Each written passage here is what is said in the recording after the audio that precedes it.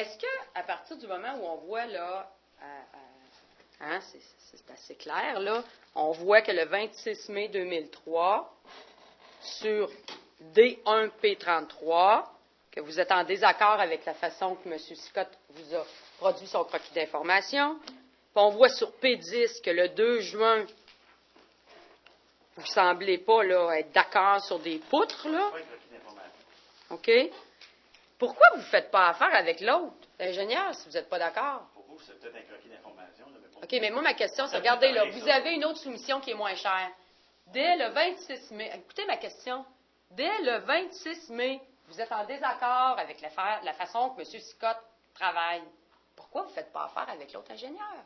Et d'ailleurs, la preuve, Mme Leduc, pour répondre à votre question, le répondre, puisque j'ai fait affaire, finalement, j'ai tenté de faire affaire avec M. Lefort, étant donné, William Lefort, ingénieur, étant donné, finalement, que M. Scott ne semblait pas comprendre le bon sens.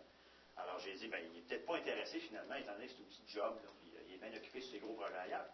Alors, je me suis dit, bien, s'il n'est pas intéressé, il faut demander à un autre ingénieur. Et j'ai fait des démarches auprès de M. Lefort pour obtenir ses services, pour finalement prendre le mandat et sceller les plans d'atelier. Il y avait juste besoin de mettre un petit saut dessus les plans.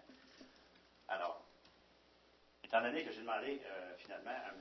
Lefort de faire ça, lui me répond, M. Lefort, qu'il ne peut pas finalement reprendre un mandat qui est commencé par un autre ingénieur, sauf s'il lui demande la permission. Semble-t-il que c'est dans leur code de déontologie. Alors, M. Lefort a appelé M. Scott et lui a demandé finalement, est-ce que tu es toujours intéressé à faire le mandat de BGSO? M. Scott a dit oui. M. Bédard,